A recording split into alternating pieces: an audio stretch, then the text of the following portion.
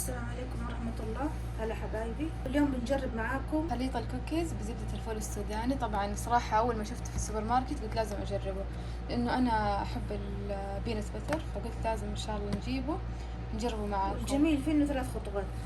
بس نحتاج بيضة وزيت. هذه البيضة، ربع كوب زيت بدون سوائل غير هذولا، بس هذا ربع كوب. والحين بنبدأ الخطوة الأولى، نفقش البيضة.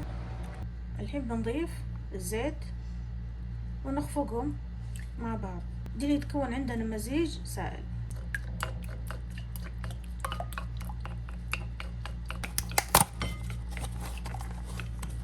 طبعا هذه هي مكونات الخليط. هي عبارة عن زبدة الفول السوداني هذه، وهذا الخليط اللي راح نحطه على البيض والزيت. الحين بنفتح خليط الفول السوداني. طبعا دورت على المقص ما لقيته، فاستعنا بالسكين. طبعا الزبدة ثقيلة جدا، تحتاج ان الواحد عنده عضلات.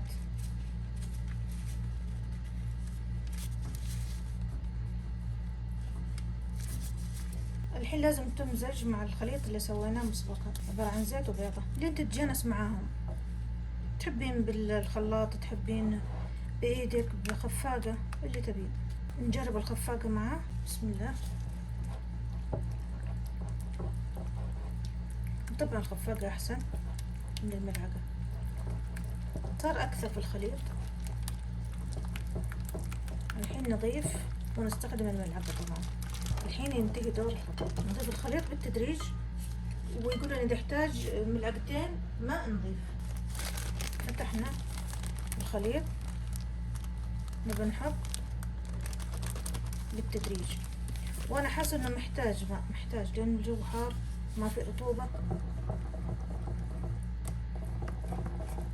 ما شاء الله كمية كبيرة ولا خجل صلبان.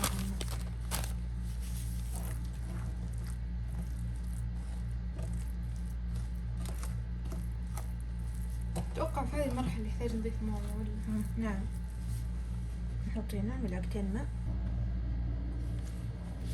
الملعقة الأولى ضفناها،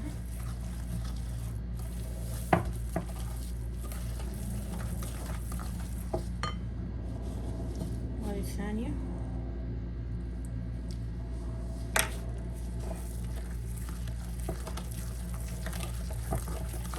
كذلك يعتمد على حجم البيضة، أحيانا البيضة تكون متوسطة وهم حاطين مقاسها كده إنه كبيرة تكون.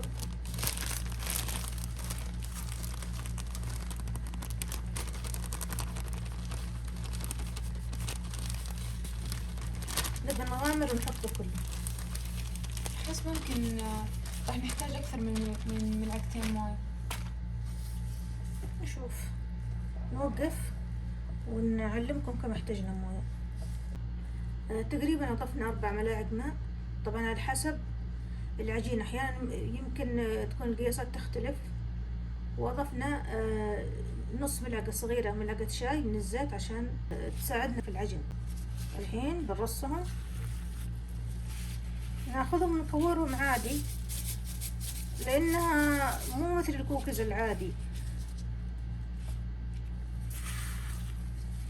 طبعا احنا كنا بنحط شوكولاتة نضيف لها، بس قلنا نبغى نجربها يعني نفس الطعم الأصلي.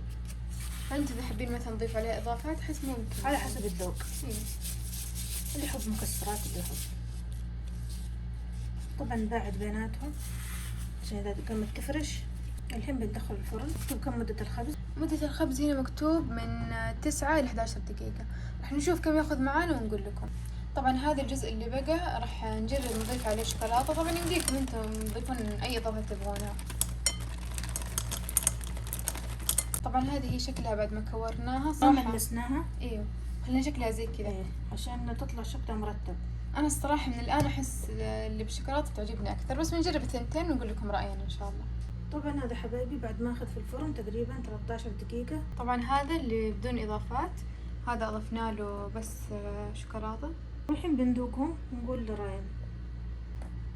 صراحة طعمه حلو عجبني ممتاز، بس الناس اللي ما يحبون طعم الفول السوداني أتوقع ما راح يعجبهم، لأنه تقريبا طعم الفول السوداني هو أكثر شيء فيه، يعني ما تحسوا إنه يعني طعمه بسكوت أو كوكيز، لا أحس طعم الفول السوداني مرة يعني مركز فيه.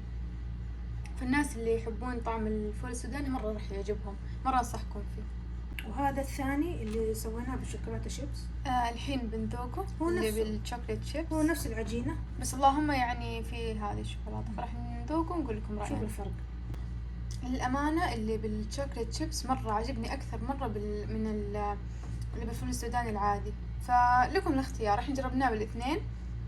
الناس اللي يحبون طعم الفول السوداني أو طعم زبدة الفول السوداني ياخذون من هذا بدون إضافات، بس اللي ما يحبون مرة طعم يعني زبدة الفول السوداني يحطون إضافات مثلا زي الشوكليت شيبس. مرة أنا عجبني هذا. طبعا حبايبي لا تنسون إذا عجبكم الفيديو الاشتراك واللايك والتعليقات الحلوة، ونشوفكم إن شاء الله في فيديو آخر.